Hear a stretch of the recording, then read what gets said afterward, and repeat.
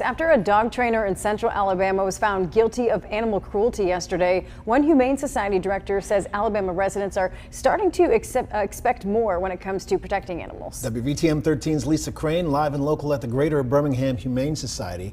I know lawmakers are considering some bills this session pertaining to animal protection, Lisa.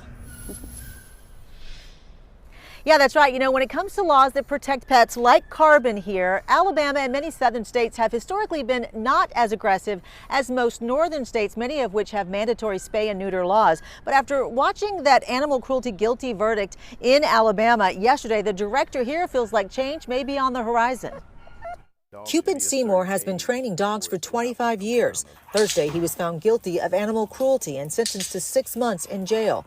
The director of the Greater Birmingham Humane Society says that verdict was warranted after a 4-month-old puppy lost a third of its body weight in the 3 weeks it spent in training with Seymour and died.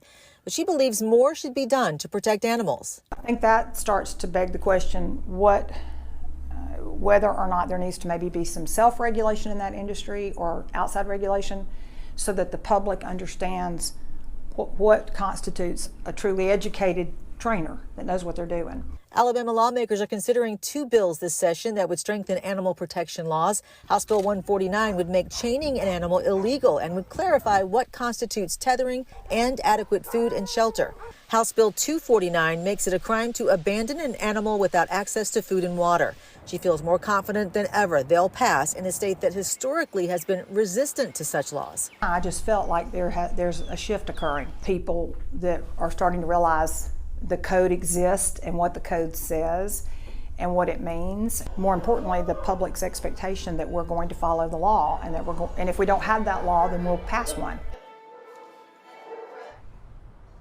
Now, Black Cornelia says these bills really just clarify existing laws and they help law enforcement officers make arrests and they help prosecutors get convictions, but they're hoping more importantly that it will let pet owners know what's expected of them. Live in Birmingham, Lisa Crane, WVTM 13.